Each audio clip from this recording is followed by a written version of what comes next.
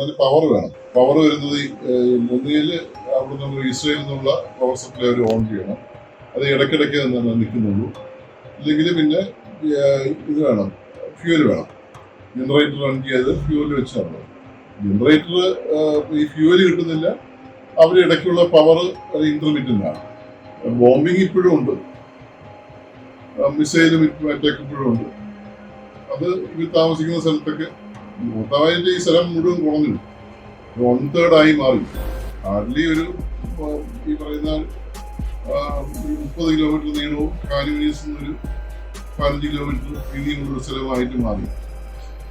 അതിനകത്താണ് ഈ പറയും ഇത്രയും ഒരു 2.1 മില്യൺ ആൾക്കാർ, 20 ലക്ഷം ആൾക്കാർ കഴിയുന്നത്. ഈ ആംബുലൻസ് വഴി രോഗികളെ നമുക്ക് അവിടെ നിന്ന് ജോർഡാനിൽ എത്തിക്കാൻ പറ്റുന്ന ഒരു വഴിയുണ്ട്. അതും കുറച്ച് ശ്രമമാണ്. പക്ഷെ അതൊരു ചികിത്സാർത്ഥം പോകാൻ വേണ്ടിയിട്ട് നമ്മൾ സർട്ടിഫിക്കേഷൻ കൊടുത്തു കഴിഞ്ഞു കഴിഞ്ഞാൽ അവര് അവിടെ നിന്ന് ജോർഡാനിലേക്ക് ആളിലേക്ക് ഈ പറഞ്ഞ ആംബുലൻസ് വഴിയിട്ട് ICRCയും WHO UN ഒക്കെ അവരെ അയക്കും. നമ്മളിപ്പോൾ ആലോചിക്കുന്നൊരു സംഭവിച്ചു കഴിഞ്ഞാൽ അവരൊരു എൻ്റെ കൂടെ 2 പ്രാവശ്യം വന്നിട്ടുള്ള ജോർഡാനിലെ കുറേ ഡോക്ടർമാരുടെ സംഘമുണ്ട്. അവർ പലരും അവിടെ ഹോസ്പിറ്റലിൽ ഉള്ള ആൾക്കാരാണ്. അവരുടെ ഹോസ്പിറ്റലിൽ അവർ ഈ പറയുന്ന കുറച്ച് സ്ഥലം ഒരു 10-20 റൂം തരാമെന്ന് പറഞ്ഞു. ആ റൂമിൽ നമുക്ക് അവർക്കൊരു മിനിമം റെൻറ്റിലൊക്കെ എടുത്തിട്ട് കൊടുത്തിട്ട് അവിടെ നിന്ന് ചികിത്സ നടത്തിയിട്ട് അവിടുത്തെ സ്റ്റാഫിനെ ഉപയോഗിക്കാം. നമ്മൾ പുറത്തുനിന്ന് പോകുന്ന ഇവിടുന്ന് വരുന്ന അല്ലെങ്കിൽ ലോകത്തുനിന്ന് എവിടെ ഏതെങ്കിലും ഭാഗത്തു നിന്ന് വരുന്ന ആൾക്കാർ നമുക്ക് അങ്ങോട്ട് പോവാം. ഹ്യൂജ് എമൗണ്ട് വരും. അതാണൊരു ഈ പറയുന്ന ഇവിടുത്തെ അവരൊരു ബഡ്ജറ്റ് പ്രപ്പോസലൊക്കെ വേണമെങ്കിൽ തരാമെന്ന് പറഞ്ഞു. ഈ പറഞ്ഞ നമുക്ക് എത്ര ഒരു 100 പേര് ചികിത്സിക്കാനായിട്ട് എത്ര പൈസയാവും എന്നൊക്കെയുള്ള ഒരു പ്രപ്പോസലൊക്കെ തരാമെന്ന് പറഞ്ഞു. ജോർഡാനിലായത് കൊണ്ടുള്ള പ്രശ്നത്തിൽ ജോർഡാനിൽ പൊതുവെ എല്ലാം കോസ്റ്റ്ലിയാണ്. 2.5 വർഷത്തിലേറെയായി നീളുന്ന നിരന്തര ആക്രമണം, കുഞ്ഞുങ്ങളും സ്ത്രീകളും ഉൾപ്പെടെ 73,000-ഓളം പേർ കൊല്ലപ്പെട്ടു. 10,000-കണക്കിന് വീടുകളും കെട്ടിടങ്ങളും തകർക്കപ്പെട്ട ഗസ വെറും പ്രേത നഗരമായി മാറി. ഏതാണ്ട് 41 കിലോമീറ്റർ നീളവും 6 മുതൽ 13 കിലോമീറ്റർ വരെ വീതിയും മാത്രമുള്ള സ്ഥലം 1/3 ചുരുങ്ങി. അവിടെയാണ് 2 മില്യണിലേറെ ജനങ്ങൾ വെള്ളവും വൈദ്യുതിയുമില്ലാതെ, ചികിത്സക്ക് മരുന്നില്ലാതെ, ഇസ്രായേലിൻ്റെ നിരന്തര ആക്രമണത്തെ ഭയന്ന് തിങ്ങി ഞെരുങ്ങി കഴിയുന്നത്. ഗസയിലെ ഏറ്റവും പുതിയ സാഹചര്യം എന്താണ്? ഈയിടെ ഗസ സന്ദർശിച്ചു മടങ്ങിയ ഡോക്ടേഴ്സ് വിത്തൗട്ട് ബോർഡേഴ്സ് എന്ന സംഘടനയുടെ ഭാഗമായ മലയാളിയായ doctor Santhosh Kumar news tag managing editor Ahammed ഷെരീഫുമായി അനുഭവം പങ്കുവെക്കുന്നു. നിങ്ങളിപ്പോൾ അടുത്തോടെ പോയി വന്നതാണല്ലോ, ഒരു 4 ആഴ്ചയിലായിട്ടുള്ളൂ എത്തിയിട്ട്. ഏറ്റവും ലേറ്റസ്റ്റ് സിറ്റുവേഷൻ, അതായത് ഇപ്പോൾ ഭക്ഷണം കുറേയൊക്കെ ഉണ്ട്, എന്നാൽ ഇപ്പോഴും ഗസയിൽ വെള്ളം ആണ് വാട്ടർ പ്യൂരിഫിക്കേഷൻ പ്ലാന്റുകൾ ടോട്ടലി ഇപ്പോൾ കാരണം പവർ വേണം. പവർ വരുന്നത് ഒന്നുകിൽ അവിടെ നമ്മൾ ഇസ്രയേലിൽ നിന്നുള്ള പവർ സപ്ലൈ അവർ ഓൺ ചെയ്യണം. അത് ഇടയ്ക്കിടയ്ക്ക് നിൽക്കുന്നുള്ളൂ. ഇല്ലെങ്കിൽ പിന്നെ ഇത് വേണം, ഫ്യൂവൽ വേണം. ജനറേറ്റർ റൺ ചെയ്ത് ഫ്യൂവൽ വെച്ച് നടണം. ജനറേറ്റർ ഈ ഫ്യൂവൽ കിട്ടുന്നില്ല. അവർ ഇടയ്ക്കുള്ള പവർ ഇന്റർമീഡിയൻ്റ് ആണ്. പിന്നെ ഇതിനുള്ള മെറ്റീരിയൽസ് ഉണ്ട്. ഈ വാട്ടർ പ്യൂരിഫിക്കേഷൻ പ്ലാന്റുകളിലേക്ക് കടൽ വെള്ളം എടുത്തിട്ട് ഡീസലിനേഷൻ പ്ലാന്റാണ്. അത് നടത്തണമെങ്കിൽ ഈ പറഞ്ഞ അതിലെ ഈ പറയുന്ന കുറേ സാധനങ്ങളുണ്ട്, കെമിക്കൽസ് വേണം. അതും കിട്ടുന്നില്ല. അപ്പോൾ മൊത്തമായൊരു ഉപ്പ് വെള്ളമാണ്. പിന്നെ ഈ വാട്ടർ പ്യൂരിഫയർ ഒക്കെ വരുന്ന കുറച്ച് ചെറിയ സാധനങ്ങൾ വെച്ചിട്ടാണ് നമ്മൾ പോലും നിൽക്കുന്നത്. മിക്കവാറും നമ്മളവിടെ എല്ലാ സമയവും 4 ആഴ്ച 5 ആഴ്ച പോയാൽ കുളിക്കാനൊന്നും പറ്റത്തില്ല. തുണി നനയ്ക്കാൻ പറ്റത്തില്ല, ഒന്നും നടക്കത്തില്ല. അത് അങ്ങനെയാണ് ഇരിക്കുന്നത്. പിന്നെ ബോംബിങ് ഇപ്പോഴും ഉണ്ട്, മിസൈലും അറ്റാക്ക് ഇപ്പോഴും ഉണ്ട്. അത് ഇവർ താമസിക്കുന്ന സ്ഥലത്തൊക്കെ മൊത്തമായിട്ട് ഈ സ്ഥലം മുഴുവൻ കുറഞ്ഞു 1/3 മാറി. 100 കിലോമീറ്റർ നീളമുള്ള സ്ഥലമൊക്കെ കുറഞ്ഞു വന്നിട്ട് ഒരു ഹാർഡ്ലി ഒരു ഈ പറയുന്ന 30 കിലോമീറ്റർ നീളവും കാനുവനീസിൽ നിന്നൊരു 15 കിലോമീറ്റർ വീതിയുമുള്ള സ്ഥലമായിട്ട് മാറി. അതിനകത്താണ് ഈ പറയും ഇത്രയും ഒരു 2.1 മില്യൺ ആൾക്കാർ, 20 ലക്ഷം ആൾക്കാർ കഴിയുന്നത്.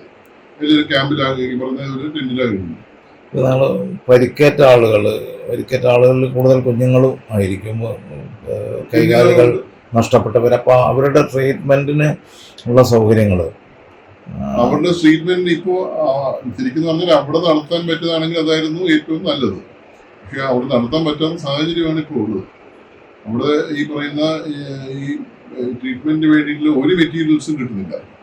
എക്സ്റ്റേണൽ ഫിക്സേറ്റർ എന്ന് പറഞ്ഞ കമ്പികൾ പോലും കിട്ടുന്നില്ല. പുറത്ത് ഇടുന്നതാണ്. അകത്ത് വെക്കുന്ന പ്ലേറ്റ്, സ്ക്രൂവ്, നെയിലുകൾ, പിന്നെ ഇൻഫെക്ഷൻ മാറ്റാൻ വേണ്ടിയിട്ടുള്ള ആന്റിബയോട്ടിക്കുകൾ, ക്ലാൻഡ്രോമൈസിൻ, ബീഡ്സ്, ബോൺ സിമെന്റ്, അങ്ങനെ പല സാധനങ്ങളും, അതിന്റെ ഇൻസ്ട്രുമെന്റ്സ്, ഇതൊക്കെ ഉപയോഗിക്കുന്ന ഇൻസ്ട്രുമെന്റേഷൻസ്, ഇങ്ങനെയുള്ള ഒരു സാധനവും അങ്ങോട്ട് കൊണ്ടുപോകാൻ പറ്റില്ല. ഞങ്ങൾ തന്നെ പോയി 4 പെട്ടി കൊണ്ടുപോയിട്ട് 4 പിടിച്ചു വന്നു. ഇപ്പം അങ്ങോട്ടും ഇങ്ങോട്ടും പോക്കുവരവുള്ള ഈ ആംബുലൻസ് വഴി രോഗികള് നമുക്ക് അവിടെ നിന്ന് ജോർഡാനിൽ എത്തിക്കാൻ പറ്റുന്ന ഒരു വഴിയുണ്ട്. അതും കുറച്ച് ശ്രമമാണ്. പക്ഷെ അതൊരു ചികിത്സാർത്ഥം പോകാൻ വേണ്ടിയിട്ട് നമ്മൾ സർട്ടിഫിക്കേഷൻ കൊടുത്തു കഴിഞ്ഞു കഴിഞ്ഞാൽ അവര് അവിടെ നിന്ന് ജോർഡാനിലേക്ക് ആളിലേക്ക് ഈ പറഞ്ഞ ആംബുലൻസ് വഴിയിട്ട് ICRCയും WHO UN ഒക്കെ അവരെ അയക്കും. ആ ഒരു സംവിധാനം വർക്ക് ചെയ്യുന്നുണ്ട്. പക്ഷെ അവർ അവിടെ വന്നു കഴിഞ്ഞാൽ അവർക്ക് ചികിത്സ കൊടുക്കാനായിട്ട്, ഈ ചികിത്സ വെച്ച് കഴിഞ്ഞാൽ പലപ്പോഴും 3-4 സർജറിയൊക്കെ വേണ്ടി വരും, ഒരാൾക്ക് തന്നെ വേണ്ടി വരും.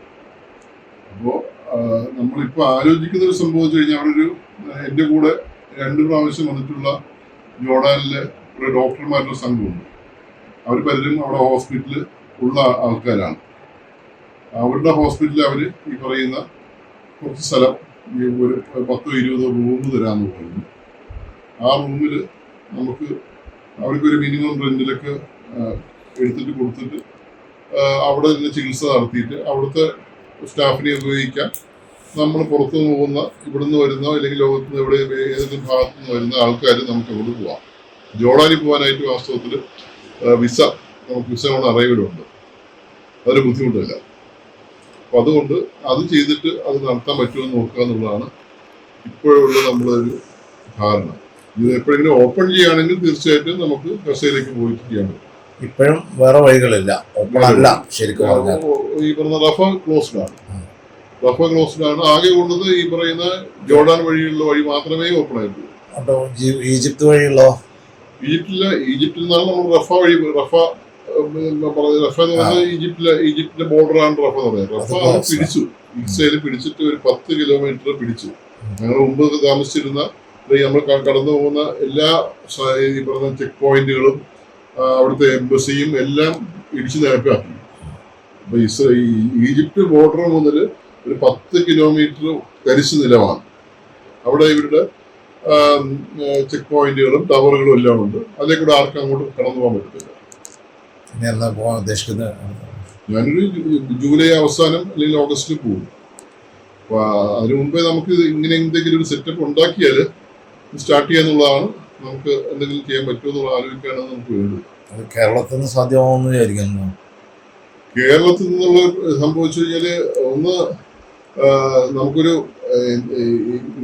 ഏറ്റവും ഒരു പ്രധാന പ്രശ്നം ആള് കിട്ടുമെന്നുള്ളതാണ്.